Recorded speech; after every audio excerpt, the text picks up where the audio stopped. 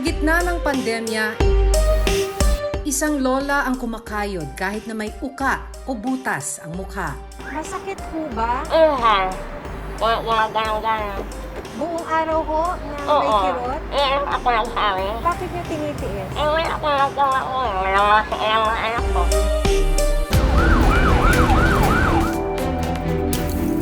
Ngayon, sa tulong ng mga taong handang magbigay pag-asa sa iba, mabibigyan si Lola Rosita ng bagong mukha.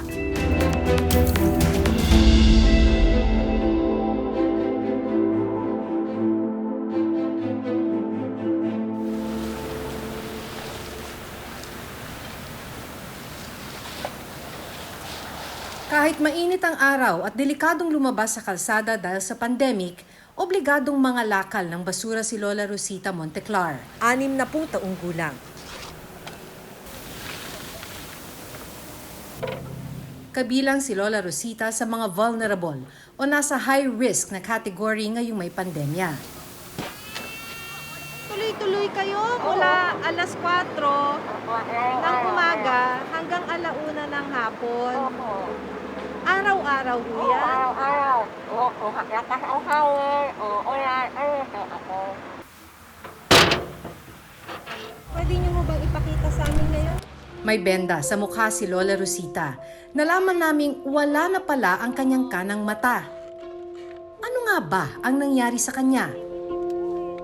Ito si Lola Rosita noong 50 taong gulang siya. Malinaw pa raw noon ang dalawa niyang mga mata.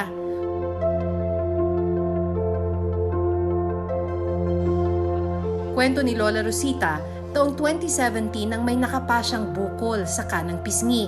Papalitan niyo na. So, yung bago pong yan, hanggang kailan niyo gagamitin? Sa isang araw naman po. So, ang bawat isa pong ganyan, 2 araw niyo ginagamit. Nang magpagamot siya sa Philippine General Hospital o PGH, nakumpirmang may tumor sa kanang pisngi ang matanda. Pinayuhan siya ng doktor na magpa-opera. Para hindi na kumalat ang tumor, kasama sa inalis ang kanang mata ni Lola. Ano ho yung tinanggal? Yung gusto na sa ito. Diba may gusto nito? Panganyap yan. Yung ito hong parang cheekbone. So, nung inoperahan po kayo, eto ho yung tinanggal? Oo, ito. Sa ganun. Yan. Cheekbone. Oo, ito. Ang gawin sa ilong. Ang idinaraing ni Lola Rosita, nagsusugat na ang bahagi kung saan tinanggal ang kanang mata. Natatakot rin siyang bumalik ang tumor. Masakit ho ba? Gumagano-gano. Buong araw ho na may Oo. kirot? Sa loob ng 3 taon, hirap siyang kumain at naapektuhan na rin ang kanyang pagsasalita. Sabi ni Dayan, anak ni Lola Rosita, mula 2017, hindi nakapagpatingin sa doktor si Lola Rosita. Sinusubukan niyo ba na maidala siya? Ayaw rin naman niya kasi. Naisip niya rin yung paano niya eh. Yung paghanap buhay niya eh. Hindi ba naging madali yung pagpunta sa ospital? Hindi po. Sasakay pa po. Malayo po dito yun eh. Kuha pa kang pamasay, maghahanap ka. Sa lumang pedicab na ito natutulog si Lola Rosita. Ang mga kaanak at mga apo niya nakasilong naman sa mga tarpaulin o lumang tolda.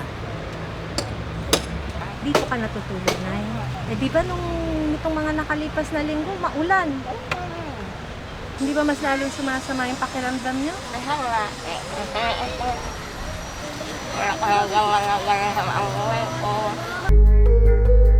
Inilapit namin sa lokal na pamahalaan ng Parañaque City ang kaso ni Lola Rosita. Agad siyang pinatingnan sa ospital ng Parañaque. Nakita natin butas yung kanang lalagyan ng mata niya. And nung in-examine ko, pati yung right side ng ngalangala niya, butas na rin. In-assess ko naman, nung may part dito sa bandang right side ng butas, may mga langib naman. Yung ano doon, hindi naman siya yung mabaho. Dahil indigent at residente sa Parañaque si Lola Rosita, libre na niyang nakuha ang mga diagnostic test sa ospital. Isinailalim din siya sa swab testing para masigurong wala siyang COVID-19. Dahil level 1 tertiary hospital ang ospital ng Parañaque, basic medical services lang ang naibibigay nila sa mga pasyente. Kaya si Lola Rosita ni-refer sa eye center sa Philippine General Hospital. Kung malaman nila na hindi naman pala ito cancerous, then they can decide na makagawa ng prosthesis. Kung matapalan yon, mag-improve yung quality of life ng ating pasyente. Makalipas ang 3 taon, nakabalik si Lola Rosita sa PGH. Nilinis ang bahaging inoperahan sa mukha ni Lola.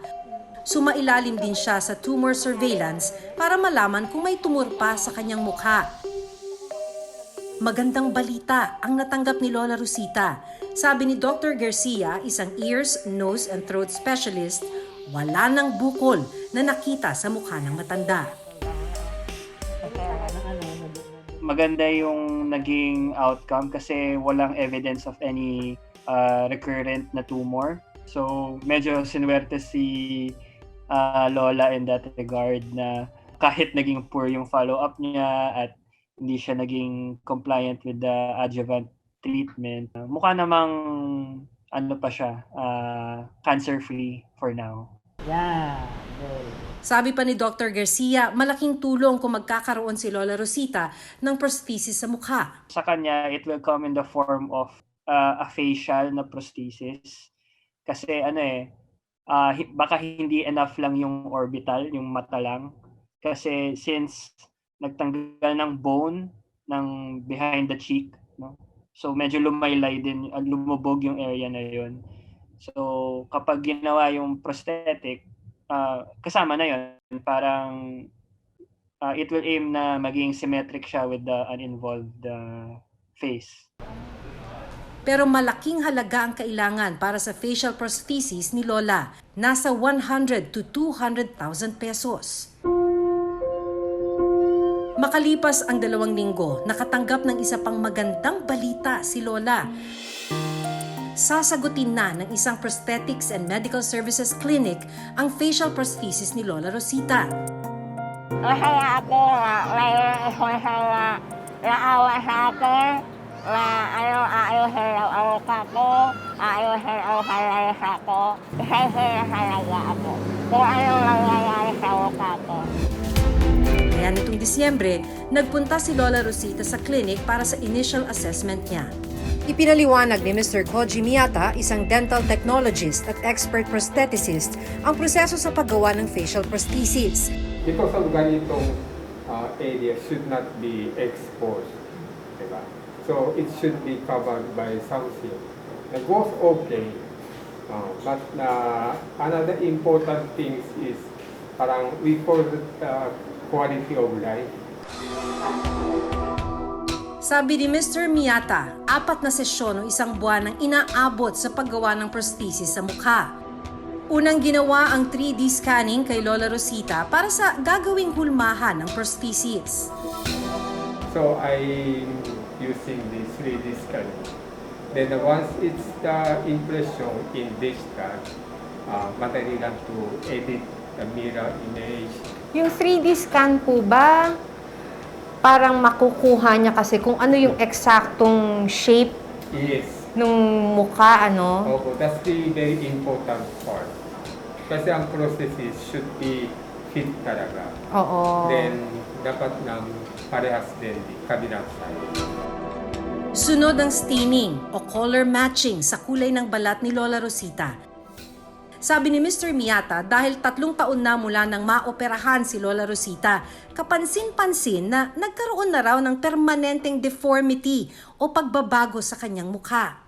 Usually, mga 2 weeks, it takes the healing of the sugat. Then after that, as much as possible. Lagyan Opo, na. Opo. Pero this was 4 years ago pa.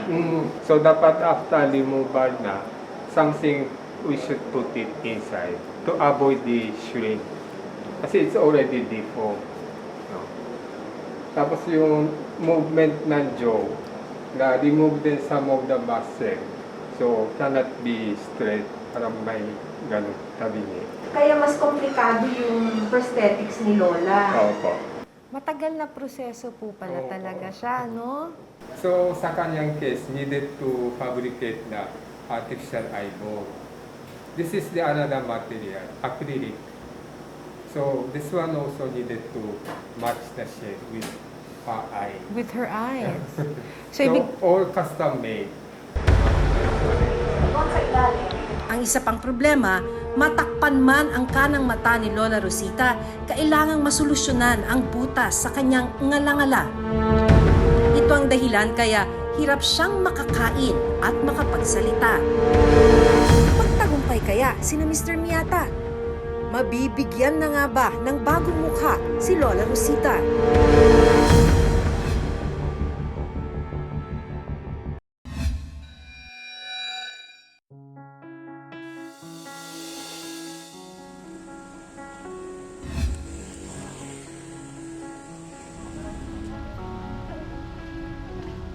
Tapos, hindi naman hirap huminga, wala problema sa paghinga, sa paglunok.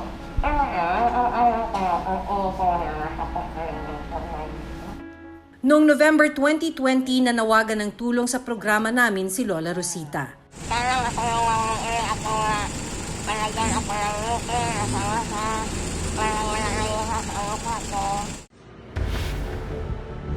December 2020, isang prosthetics clinic ang nagsabing sasagutin nila ang facial prosthesis niya. Ang problema, kailangan rin ni Lola ng denture with obturator na may pantakip sa ngalangala. Magtagumpay kaya sina Mr. Miyata? Mabibigyan na nga ba ng bagong mukha si Lola Rosita?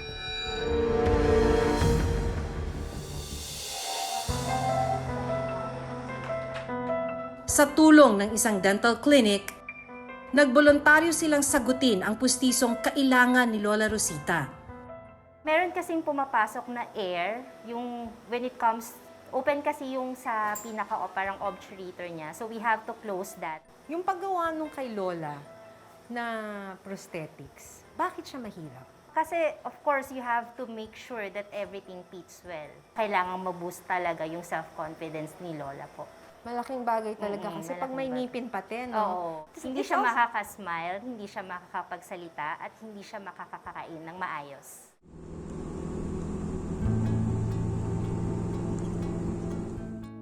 December 15, sinamahan namin si Lola Rosita sa pangalawang session sa prosthetics clinic. Oras na para sa fitting o pagsusukat ng prosthesis sa kanya. The second session, I try fit the wax onto her face. Then, kung kasha. yes, then that time I will adjust the okay ba yung mata, na position, the eye direction, then the size. Then after it's okay, then convert it to silicone like this. 3 araw bago magpasko, buo na ang denture para kay Lola Rosita. Ang prosthesis naman, manong-manong pinipintahan para mahabol ang itsura ng mukha at kulay ng balat niya. So para rin po kayong artist. For needed to. Kasi needed to- kailangan nyo rin po talagang mag-fit dun sa mukha. Pati yung itsura, yung Opo. kulay, pati ho yung mata. Mm. Parang tunay yung mata ni Lola. So, ibig sabihin mo, tinignan ninyo, pati color ng eyes niya. Yes, so you can see this one then. Not only a monotone, darker part, reddish part, yellowish part. So that will be the painting. Para mukha ho siya Opo. natural Opo. and part of the face Yes. talaga.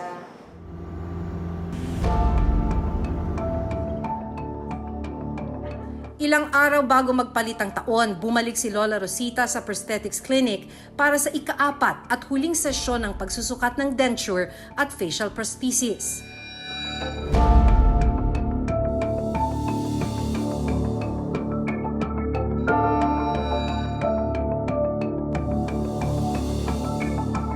Mula sa kanyang kalagayan noon,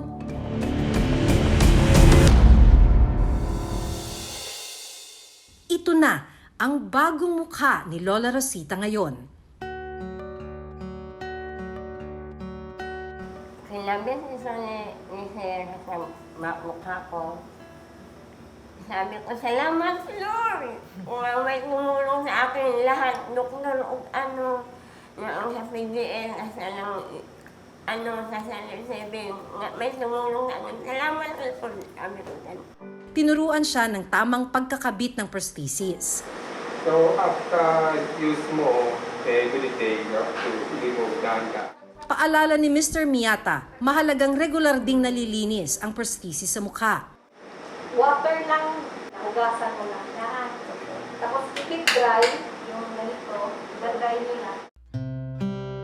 Halos 3 taon din ang tiniis at hinintay ni Lola Rosita bago magkaroon ng bagong muka. Ang akala niyang habang buhay na paghihintay at pagtitiis, magbabago dahil sa tulong ng mga mabubuting loob. Marami pa ang kagaya ni Lola Rosita na mayroong kakaibang kondisyon at nangangailangan ng agarang atensyong medikal.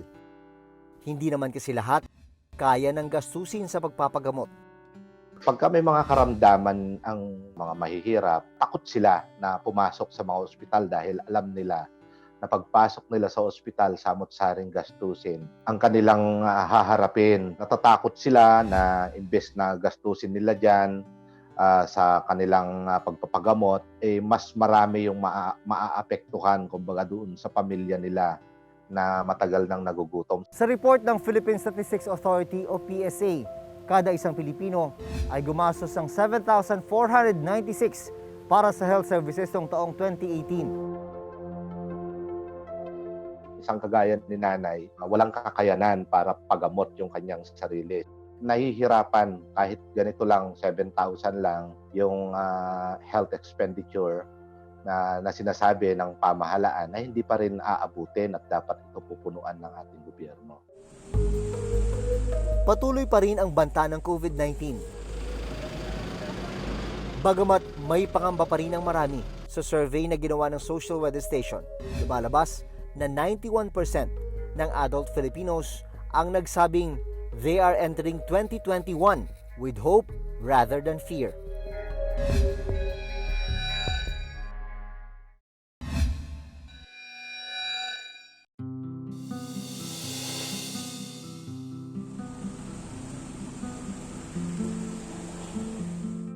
Malaki ang pasasalamat ni Lola Rosita dahil makalipas ang ilang taong pagtitiis, natakpan ng butas at nagkaroon siya ng bagong mukha. Pero simula pa lang ito.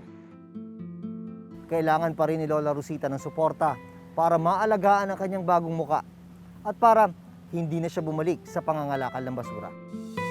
Hanggang sa susunod na Huwebes, ako si Maki Pulido. Ako si Jun Veneracion at ito nakatala sa aming Reporter's Notebook.